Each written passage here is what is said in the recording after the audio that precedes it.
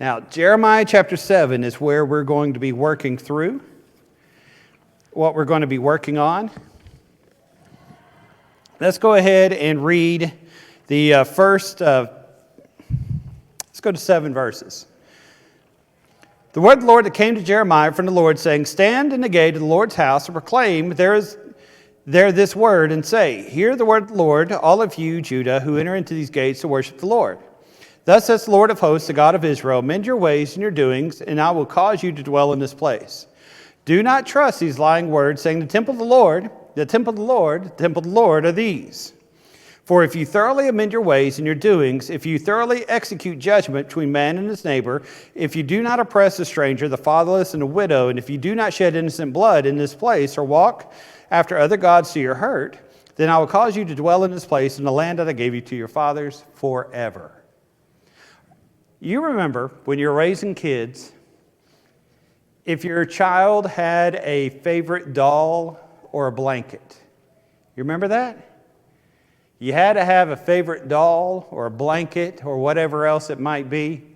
One of my kids, I'm not going to say which one, had a little beaver, a little stuffed beaver. He always had to sleep with it. Like I said, I'm not going to tell you which one it is. But, they have this thing that makes them feel comfortable, makes them feel happy. Well, imagine a kid comes to you and says, There's a monster under my bed. So you go and you look under the bed, and then you give them their blanket or give them the doll. They hold their doll really close and they feel safe. Now, if there's really a monster under that bed, is that doll going to protect them?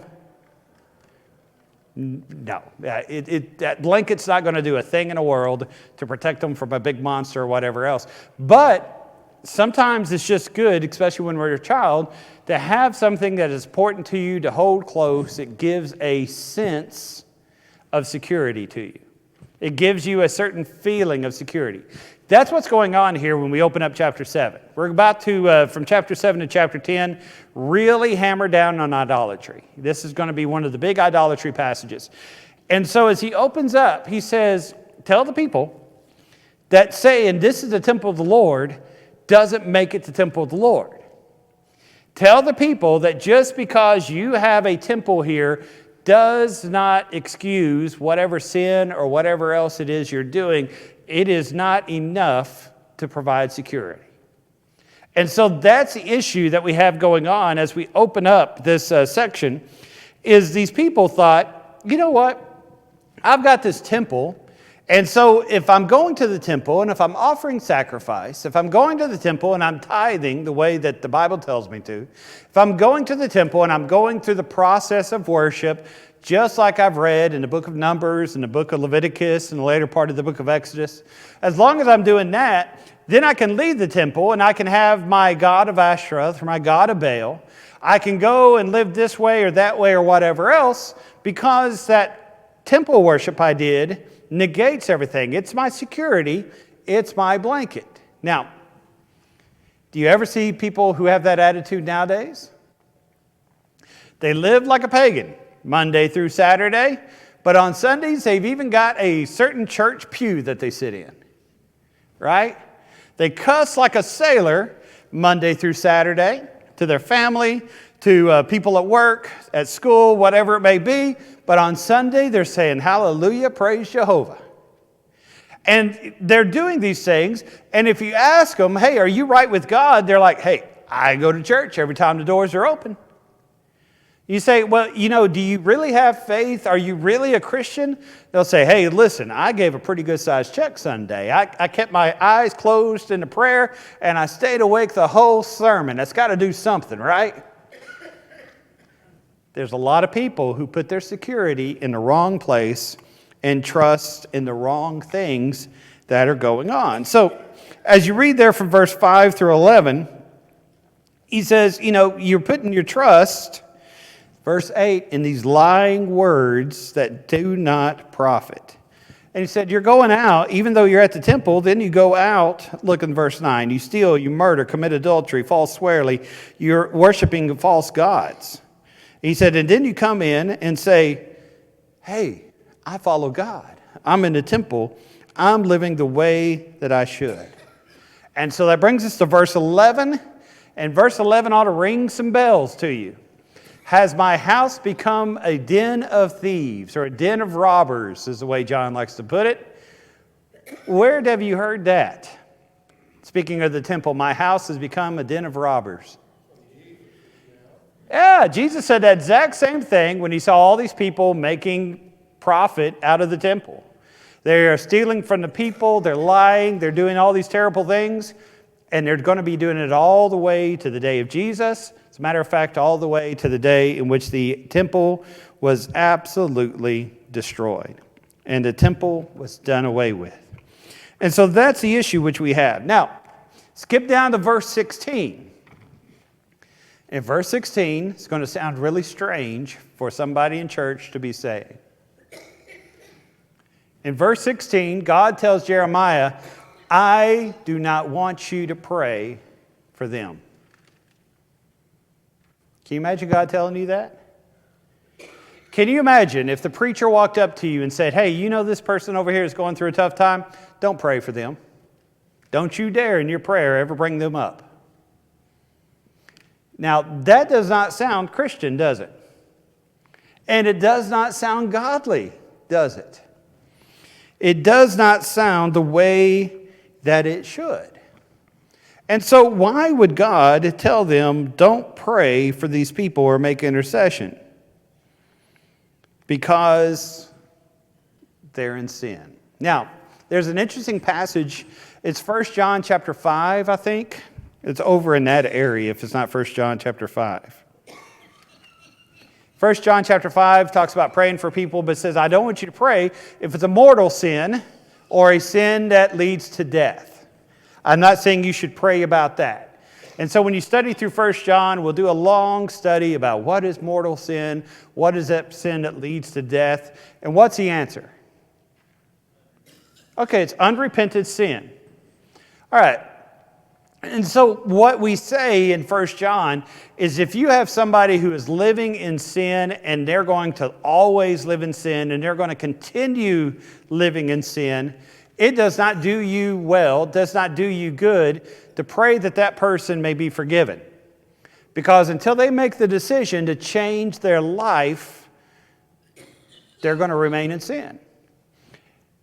Back in these days, these people were praying in a temple. And they were praying in a temple and acting holy, then going out and following idolatry, going out and murdering and lying and adultery, all these terrible things. And God says to Jeremiah, don't pray for these people. You're giving them false comfort. You're giving them false hope.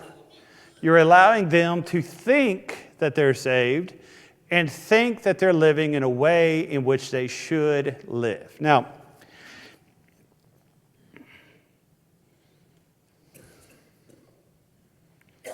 trying to think how to phrase this. Is it okay to pray for people? Absolutely. But you need to pray for people to return to God. You need to pray for people to change. And when you and I act like somebody's forgiven and they're not, we're actually not doing well for them. We're not being good to them. And that's actually a great danger that we have when we begin saying peace, peace, and there is no peace. And we begin giving people hope when there is no hope that will lead them in a way in which they need to go and they need to live. Now, if we have time, we'll come back to the later part of chapter 7. But I love in chapter 8 going over all the way over to verse 18. So let's go over there. That peace, peace where there's no peace is 8:11, by the way. 18, I would comfort myself in sorrow, and my heart is faint in me. Listen, the voice of the daughters, my people in a far country, is the Lord not in Zion? Is our king not in here? Why have you provoked me to anger with these carved images and foreign idols? The harvest is past, the summer is ended, we are not saved. The daughter of my people, for the daughter of my people I'm hurt. In the morning, I am in mourning, astonishment has taken hold of me. Now verse 22. Is there no balm in Gilead? Is there no physician there? Why then is there no recovery for the health of the daughter of my people? Imagine if somebody has a terrible disease and they absolutely refuse the cure? I asked my wife last week, she works in the health department, so she's a little bit of an expert on this. What is an example of this? And one of the examples she gave me would be measles. Before you go to school, you're supposed to have your measles vaccination, right? And that's one of the requirements to get into school. Well, imagine if a child comes to school or comes to the doctor's office and they've got measles all over them, you know. All these measles have happened to them. They're covered in them. The doctor's going to say, wait a second, how do you have this disease if you've already been vaccinated? How did you skip the vaccination to where you now are here with measles? And secondly, who have you exposed yourself to that they might be in danger of it? You see, a simple vaccination would have cured all that problem which is there. That's what we're talking about when we talk about this Balm of Gilead when we get to verse 22. Gilead is an area today, it's in modern-day Jordan. And if you'll notice the notes on the back of the page, it's mentioned all over Scripture. And you also notice it's mentioned in Egypt and Iraq and all the nations all around there. It comes from a certain tree, and the sap at that time was considered to be a miracle drug. You would take the sap, you would distill it, and it was good if your gallbladder was giving you trouble. It was good to put on a wound. It prevented infection. It helped you with digestive problems if you put it in a solution and you drank it. It was one of those things that just absolutely fixes everything. Have you ever remember those remedies or whatever? Well, it was famous because near this area where Jeremiah lived, this tree was there which produced it in this city of Gilead. They were making a fortune selling this medicine. It was everywhere. They were selling it left and right. Jeremiah says, listen, you live in Gilead. Imagine living in the city, working for the people who create this and sell it, and you'll never even touch it. You'll never even use it. Imagine how silly and how bad and how crazy that is. Now imagine on the day of judgment. You're standing before God and you're going through. Now, we like to picture what judgment will look like. Our pictures are usually totally wrong. In this picture, imagine if you're going through, and it's not just you, and actually it will be you, but imagine for this illustration, it's not. The person in front of you, they lived in, let's put them in Africa or South America, or put them in China. Let's put them in China.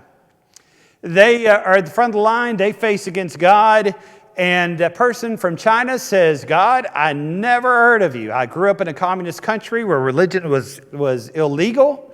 My ancestors belonged to a different religion. I heard about Christianity, but as a warped view that the Western mind had, I never had an opportunity to obey and to serve. The question is, what's God going to do in that situation? And the answer is God and I am not. But we see that and we think, how horrible that they never had a chance to hear the gospel. How horrible is that situation? All right, next person comes up. God, I would have served you, but I grew up in a very abusive home. There was not a church anywhere in my community, and my family would never even let me go to church. If there was ever anything on TV or whatever, my parents would turn off the TV immediately because they hated church. So my whole life, I never heard about Jesus, and I never heard the gospel. What's God going to say? Well, the answer is God, I'm not. But there's a lot of extenuating circumstances, right? Now imagine if someone like you and I got to that section, and now we're standing before God. We'd say, well, God, my family went to church.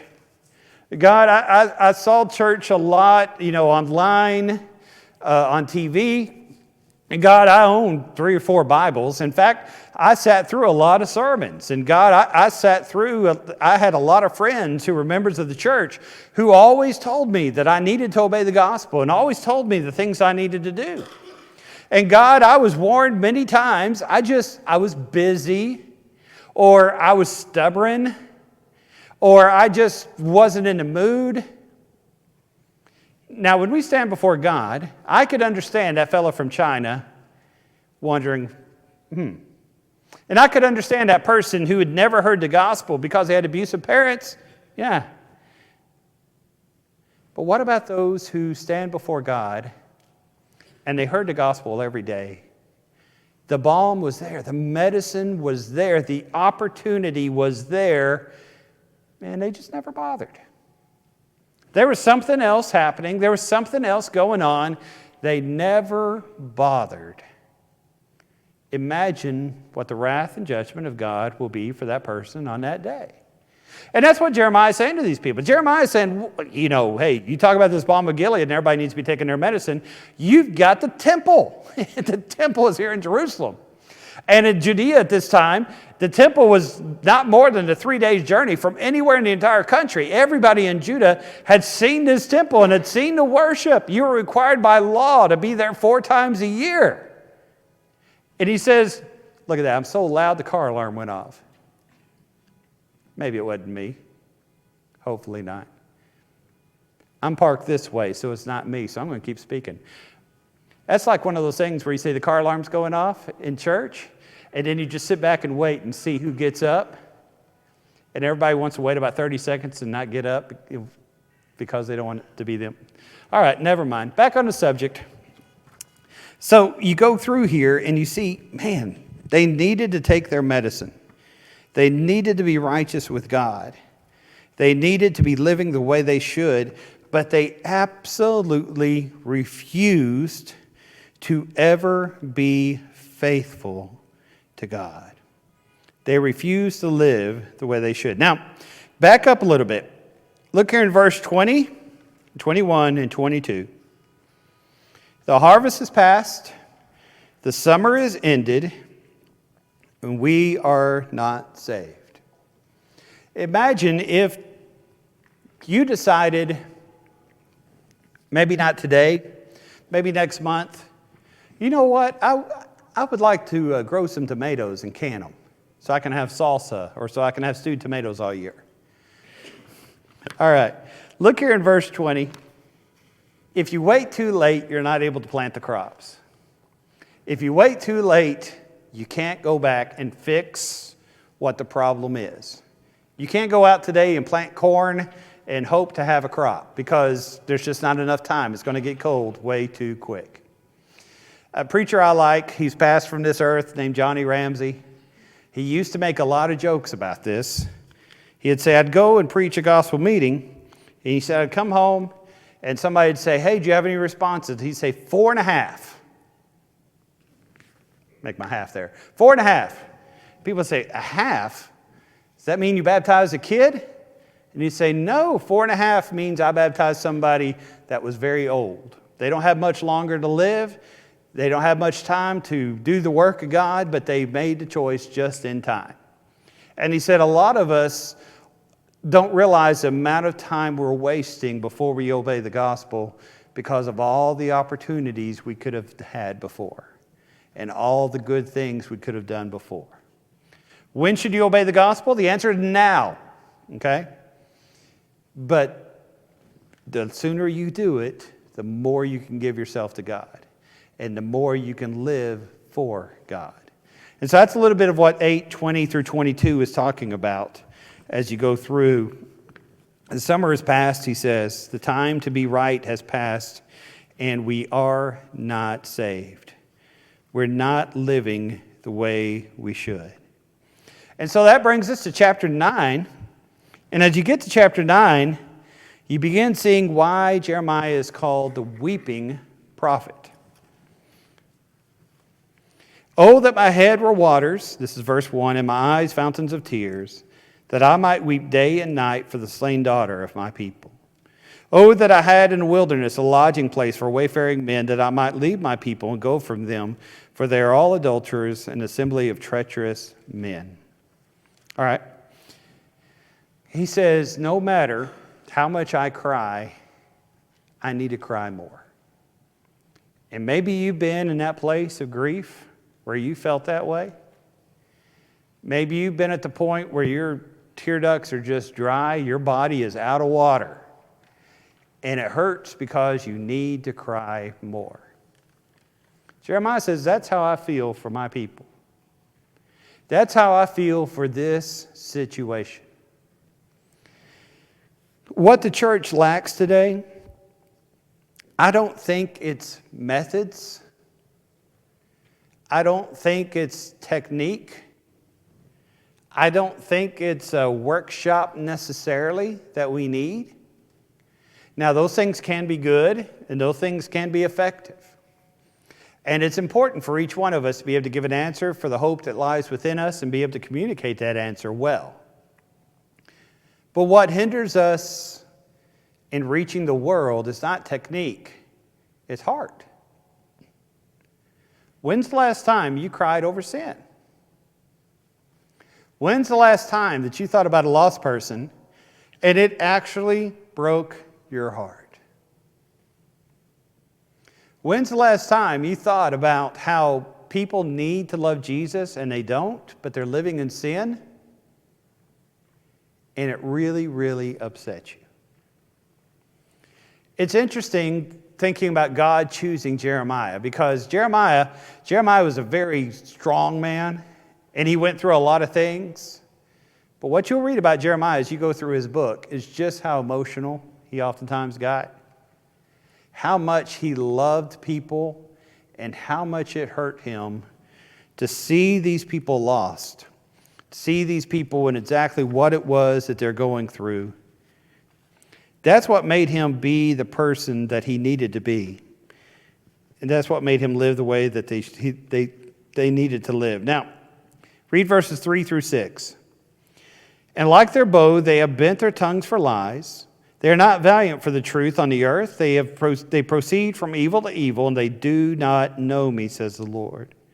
Everyone take heed to his neighbor, and do not trust any brother, for every brother will utterly supplant, and every neighbor will walk with slanderers.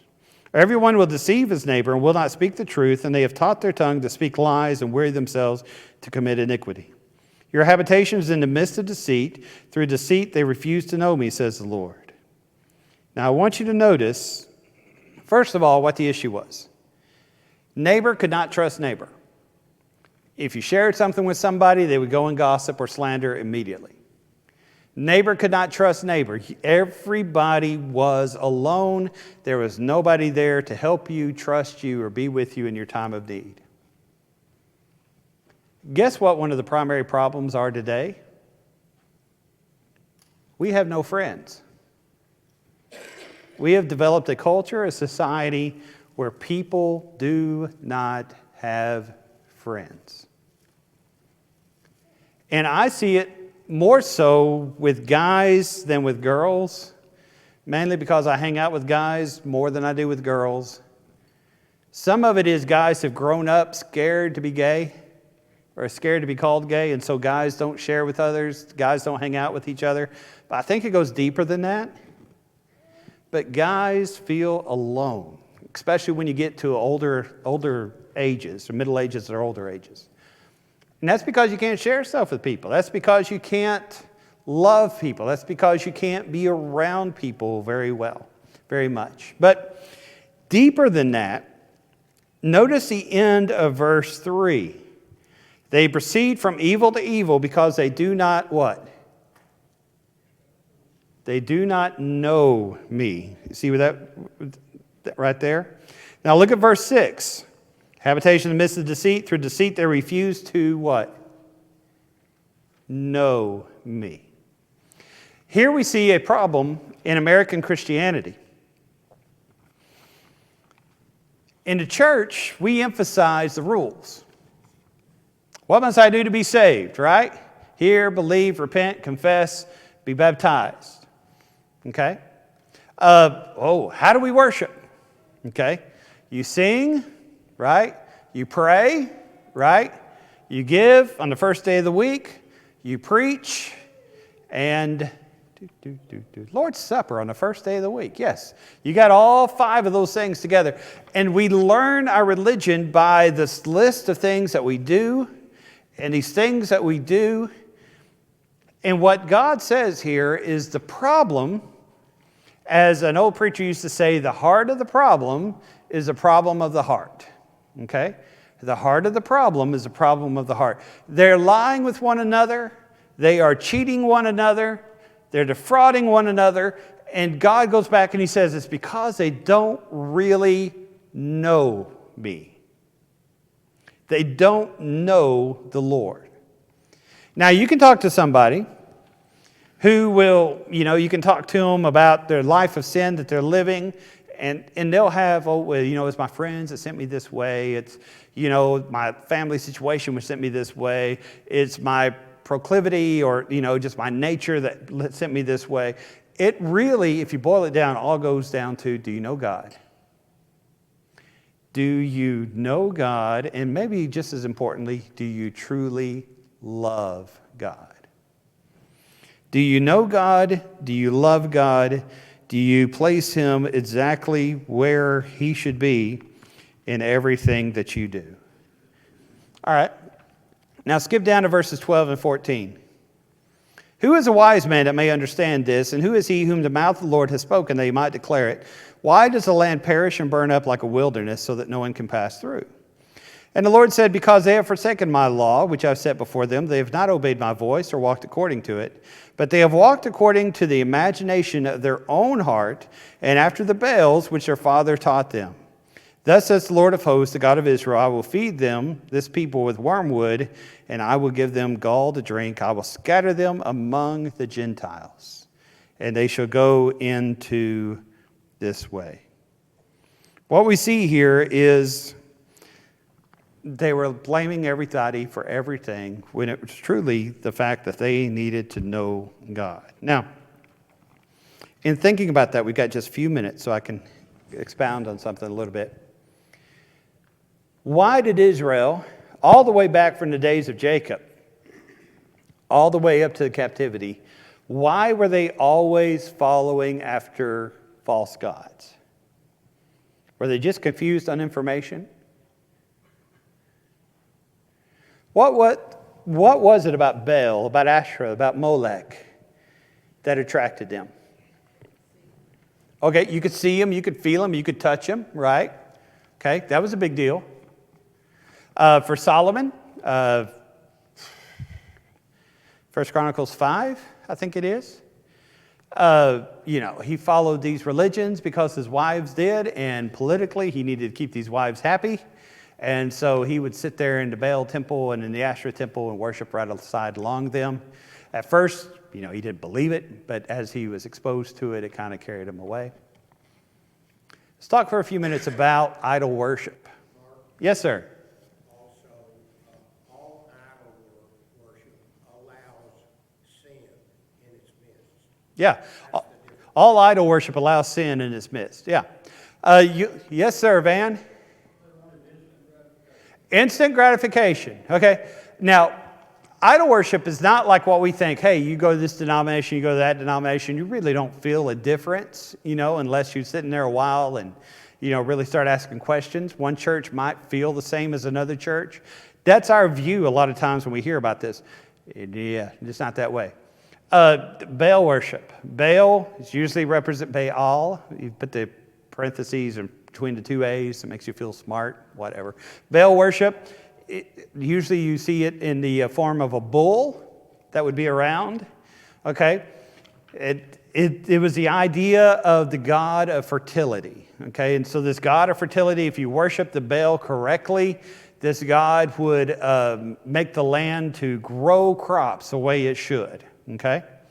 All right. So on that form, it seems okay. We understand why people would go that way. The way you worship the Baal god was you went to the temple and you paid money, and that money actually bought prostitutes. And if you slept with enough prostitutes, then the Lord Baal would send rain and make the land fertile. Okay?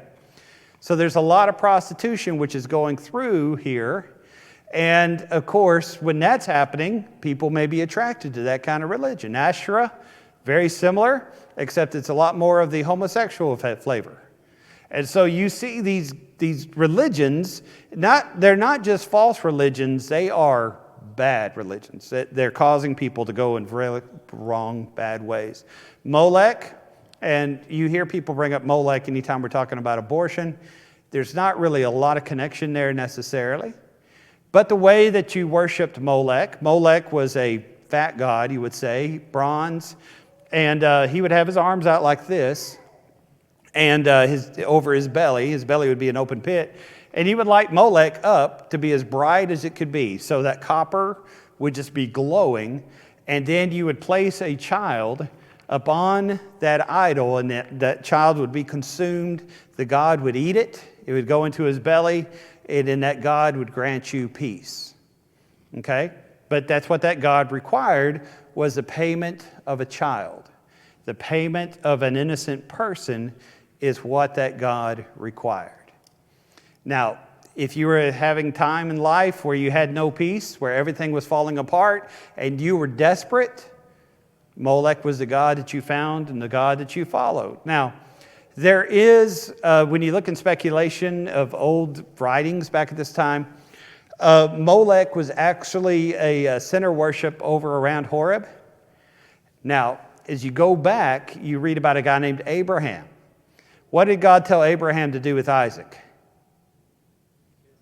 Sacrifice your son. And he took his son up on that hill, which some people think that there were Molech institutions, idols up there. He didn't go to a Molech thing, but he went into the midst of people who worshiped Molech, whose God would always say, sacrifice your child, sacrifice your child. And so for the outsider eye, it looked like Abraham was worshiping Molech, because this is what followers of Molech would do. But when he got up there and he began doing what the god Molech would do, God held his hand back. God replaced it with a ram. And we know today that God offers his son for our atonement. And so what's interesting is you contrast Molech, who demands your child, with Christianity, where God gives his child for you and does not require human sacrifice in that way. There's a lot of similarities going back and forth and things to notice with that. Now, chapter 10 is one of my favorite places, okay? I'm a sarcastic guy, and sometimes that comes through in my preaching. And here we're about to see some sarcasm. Chapter 10, beginning of verse 1, okay? Hear the word of the Lord that speaks to you, O house of Israel. Thus says the Lord, do not learn the way of the Gentiles. Do not be dismayed by the signs of heavens. That's astrology, okay? If you follow astrology, that is idolatry, okay? So don't, all right? The signs of the heavens which are there. Verse 3, the customs of the people are futile. One cuts down a tree from the forest, the work of the hands with the workman of the axe. They decorate it with silver and gold. They fasten it with nails and hammers so it won't topple. They are upright like a palm tree, and they cannot speak. They must be carried because they cannot go by themselves. Do not be afraid of them, for they cannot do evil, nor do they do any good. All right. Later, Isaiah is going to say the same thing. You go and cut down a tree. You find a tree that's out there, you cut it down, and then you fashion it. You have to carve it, cut it just the right way. Then you coat it with expensive stuff. You spend a ton of money for this thing.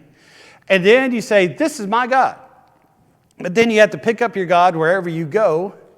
And you have to protect your God so nobody will steal it. And then you have to carry your God with you if you want your God to always protect you.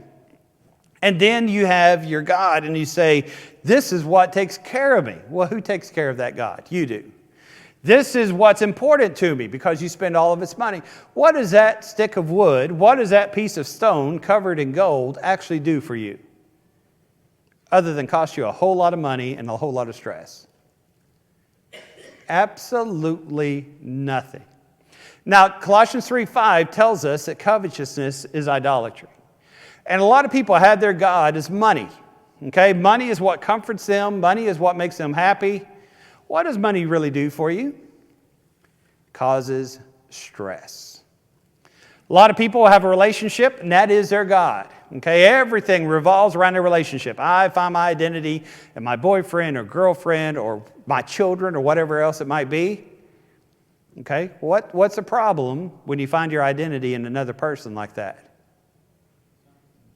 Something's going to change. Eventually, something will change, okay?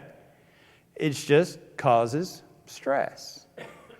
And we could go on with God after God after God after God. There is one God. And there's only one God who takes care of you, who loves you, and who is there for you. And that God is the God of heaven. That God is a God who matters. And that God is a God who is there for you. So you run through this section of Jeremiah, and what you'll notice is there's a balm. You're right there in the middle of medicine.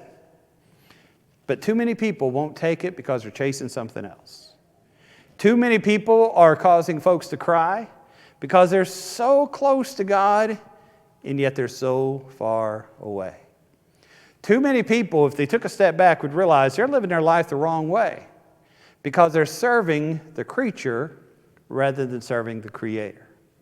They're not giving themselves to God the way that they should. Don't be like that. Give yourself to God. Follow Him in everything that you do. Always, always, always be faithful to Him.